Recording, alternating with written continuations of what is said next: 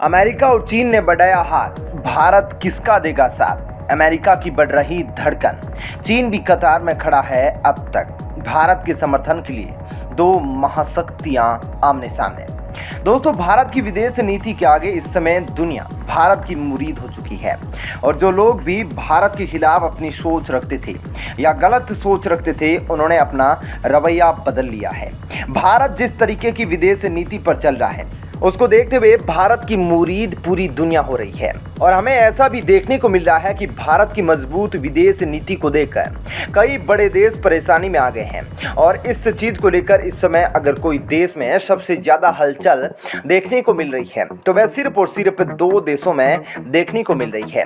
एक तो अमेरिका है और जो कि सुपर पावर बना हुआ है, जिसने भारत को झुकाने की कोशिश की, लेकिन भारत अपनी विदेश नीति पर कायम रहा।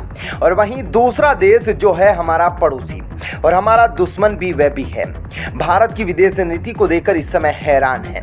भारत इस समय अपने आप को जिस तरीके से लेकर चल रहा है, उसको देखते हुए यह कहना गलत नहीं होगा कि दुनिया में जितने भी देश हैं, उसमें से ज़्यादातर देशों को भारत का साथ चाहिए। और यही वजह है कि यहाँ पर अमेरिका और चीन जैसे देश भी इस समय भारत का साथ चाहते हैं।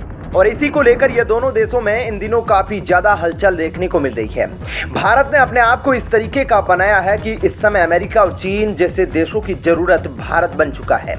तो चलिए जानते हैं सभी बातों को डिटेल में और बढ़ते हैं वीडियो की तरफ। लेकिन उससे पहले आप नीचे कमेंट बॉक्स में भारत की बढ़ती ताकत के लिए जय हिंद अवश्य लिखें। आपको याद होगा, भारत और जापान के बीच में क्वाड देशों की बैठक हुई थी। उस समय हमें देखने को मिला था कि चीन काफ़ी ज़्यादा टेंशन में आ गया था। इसके पीछे की एक वजह थी, क्योंकि आप ये बात तो अच्छे से जानते होंगे कि क्वाड देशों के जितने भी सदस्य हैं, उन सभी के साथ चीन का कुछ ना कुछ विवाद चल रहा है। और जब ये सभी देश एक साथ बैठे तो यकीनन आप ये लोग चीन के खिलाफ कुछ ना कुछ बड़ा कदम उठा सकते हैं। यही वजह है कि यहाँ पर चीन उस समय बड़ी टेंशन में आ गया था। उस समय चीन को अगर किसी से सबसे ज़्यादा दिक्कत थी तो वह भारत और अमेरिका की मुलाकात से थी। लेकिन यहाँ पर इस समय एक बैठक होने वाली है जिसमें अमेरिका की धड़कन तेज हो गई है। दोस्तों, 23 और 24 जून को 5 देशों के समूह की बैठक हो रही है। इस बैठक में ब्राजील, रूस, भारत और दक्षिणी अफ्रीका शामिल है। और इस बैठक में अगर अमेरिका को किसी से सबसे ज़्यादा दिक्कत हो रही है तो वह भारत, रूस और चीन की बैठक से हो रही है, क्योंकि इस समय दोनों ही देश अपने लिए समर्थन जुटाने की कोशिश में लगे हुए हैं। यही वजह है कि यहाँ पर अमेरिका भी यह कोशिश में है कि भारत का साथ उसको मिल जाए। वहीं चीन भी इसी कोशिश में आगे की तरफ अपनी कदम बढ़ा रहा है।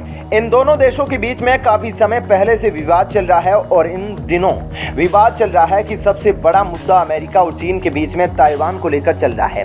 और बहुत लोगों ने इसको लेकर अनुमान भी लगाना शुरू कर दिया था। जबकि रूस और यूक्रेन का युद्ध शुरू हुआ था तो यहाँ पर बहुत लोग बोल रहे थे कि चीन ताइवान के ऊपर हमला कर सकता है। और अगर यहाँ पर चीन की तरफ से ऐसा कोई कदम उठाया जाता है तो यहाँ पर दोनों देशों के लिए करो या मरो वाली स्थिति पैदा हो जाती है। और इसी संभावना को देखते हुए दोनों देशों की यही कोशिश है कि वे भारत को अपनी तरफ कर ले।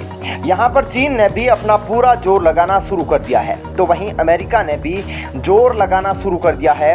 यही वजह है कि यहाँ पर अमेरिका को इस बैठक से कहीं ना कहीं काफ़ी बड़ा झटका लग रहा है। कहीं यहाँ पर चीन और भारत के बीच में रिश्ते अच्छे ना बन जाए। इसके अलावा अमेरिका के उठाए गए कदमों को देखते हुए उस समय अमेरिका के ऊपर काफ़ी ज़्यादा दबाव बना हुआ है। अफगानिस्तान और यूक्रेन में अपनी नीतियों की वजह से काफ़ी ज़्यादा आलोचना का सामना इस समय अमेरिका को करना पड़ा है। और अमेरिका यही चाहता है कि यहाँ पर उसे भारत का समर्थन मिल जाए। यहाँ पर अमेरिका यह चाहता है कि भारत ताइवान के मुद्दे पर अमेरिका का साथ दे। ये बात तो आप समझ गए होंगे। जिस तरीके से अफगानिस्तान में अमेरिका को तगड़ा झटका देखने को मिला है, यही वजह है कि अगर ताइवान के मामले पर अमेरिका कुछ नहीं कर पाता है तो इस चीज़ से कहीं ना कहीं अमेरिका का वर्चस्व खत्म होता दिखाई दे जाएगा। इसलिए यहाँ पर अमेरिका भारत का समर्थन चाहता है और चाहता है कि अमेरिका की भारत ताइवान के मुद्दे पर अमेरिका का साथ दे और यही चीज ठीक चीन के साथ भी दिख रही है। चीन भी पूरी कोशिश में लग गया है कि भारत ताइवान के मुद्दे पर चीन का साथ दे दे और अपनी तरफ से चीन भारत को रिझाने की कोशिश भी कर रहा है। चीन को भारत से उम्मीद है कि अगर यहाँ पर भारत चीन का साथ नहीं देगा तो भारत को ताइवान के मुद्दे पर चीन का विरोध नहीं करना चाहिए। और हमें आए दिन देखने को मिला है कि चीन की तरफ से भारत की काफी ज्यादा तारीफ की जा रही है, चाहे वह भारत का संयुक्त राष्ट्र में उठाया गया कोई फैसला हो या फिर कोई और बात हो। यहाँ पर चीन भारत की तारीफ का कोई भी मौका नहीं छोड़ रहा है।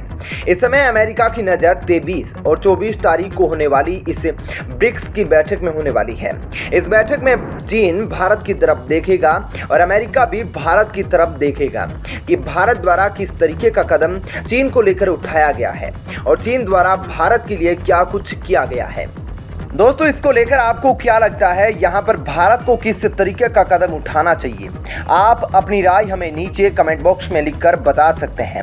वहीं माइक्रोसॉफ्ट ने बुधवार को एक रिपोर्ट में दावा किया कि यूक्रेन के साथ जंग शुरू होने के बाद से रूस ने यूक्रेन और उसका साथ देने वाले देशों के खिलाफ हैकिंग की कोशिश तेज कर दी है। रूस अमेरिका और उसके सरकारी कंप्यूटर नेटवर्क को भी निशाना बना रहा है।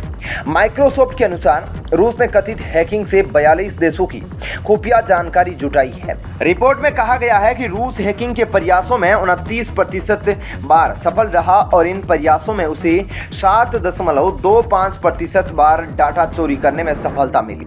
वहीं रूसी सेना लुहांस्क और डोनेत्स्क इलाकों में लगातार बमबारी कर रही है। रूस ने ड्रूजिक्वका शहर में भी एक मिसाइल हमला किया। इसमें 2 यूक्रेनी सैनिक घायल हो गए।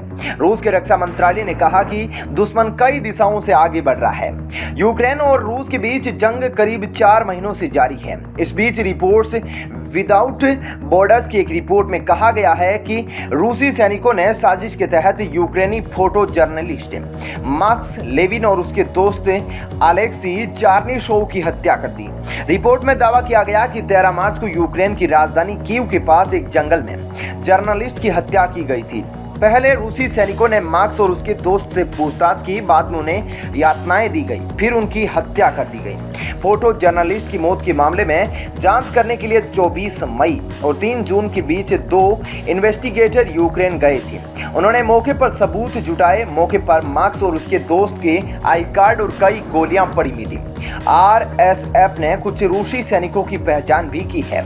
उन्होंने बताया कि ये मार्क्स और ओलेक्सी को अपने साथ ले गए थे।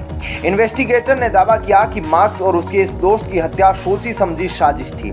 फोटो जर्नलिस्ट मार्क्स लेविन शुरुआत से रूस यूक्रेन जंग को कवर कर रहे थे। जंग के दौरान उन्होंने कई शहरों से युद्ध की तबाही की तस्वीरें क्लिक की थी। 13 मार्च के बाद से मार्क्स लापता थे। अंतिम बार उन्हें कीव क्षेत्र के विस्गोरोड जिले के हुता मेजी हिरस्का गांव में जाते देखा गया था। 1 अप्रैल को मार्क्स का शव बरामद हुआ था। मौत के बाद उन्हें ऑर्डर फॉर करेज से सम्मानित किया गया था। क्या कहना है दोस्तों आपका इस खबर पर, जरूर बताइएगा। साथ ही वीडियो को लाइक और शेयर जरूर कीजिएगा। धन्यवाद।